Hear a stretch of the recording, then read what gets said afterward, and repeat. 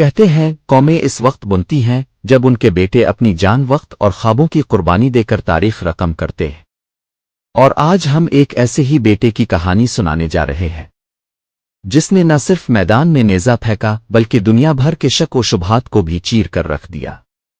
جی ہاں، ہم بات کر رہے ہیں پاکستان کے شیر ارشد ندیم کی۔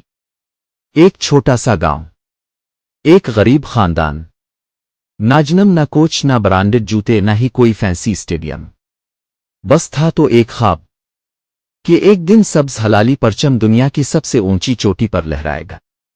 2019 سے لے کر 2021 تک ارشد ندیم خاموشی سے مقابلے کرتا رہا، ناکامیاں سہیں زخم کھائے، لیکن ہارا نہیں، کیونکہ اسے معلوم تھا وہ پاکستان کے لیے بنا ہے۔ پھر آیا وہ لمحہ جب پوری دنیا کی نظریں جمی تھیں۔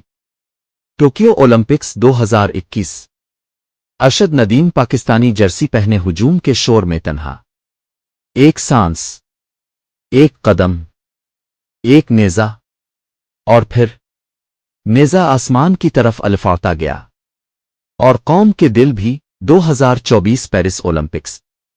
ارشد نے 92.97 میٹر کا زبردست تھرو مارا، نہ صرف اولمپک کا ریکارڈ توڑا بلکہ دنیا کو بتا دیا کہ پاکستان صرف کرکٹ ہی نہیں، ایتھلیٹکس میں بھی شہنشاہ پیدا کرتا ہے۔ اور اب جون 2025، گومی، ساؤتھ کوریا کا میدان۔ ارشد ندیم پھر سے نیزہ لے کر کھڑا ہوتا ہے اور پھینکتا ہے 86.40 میٹر کا زبردست تھرو، اور 50 سال بعد پاکستان کو ایشین ایتھلیٹکس چیمپئن شپ میں گولڈ میڈل دلاتا ہے۔ میاں چنو کے گاؤں میں ہر دروازے پر چراغ جلتے ہیں، ہر ماں اپنی اولاد کو ارشد کی مثال دیتی ہے، ہر بچہ اب کرکٹ کے بجائے نیزہ تھامنا چاہتا ہے، کیونکہ ایک بندہ، ارشد ندیم، قوم کا خواب پورا کر گیا۔ وہ کہتا ہے، میں نے پاکستان کے لیے جینا سیکھا ہے، جب تک بازو سلامت ہیں نیزہ اڑتا رہے گا، اور جب تک سانس ہے سبز پرچم بلند رہے گا۔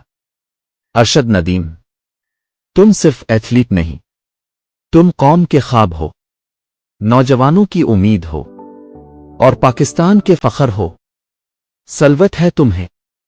اگر آپ بھی ارشد ندیم کو دل سے سلیوٹ کرتے ہیں تو اس ویڈیو کو لائک کریں، کمنٹ میں لکھیں، اور سبسکرائب کریں ہمارے چینل کو، تاکہ ہم اور بھی قومی ہیروز کی کہانیاں اب تک لاتے رہیں۔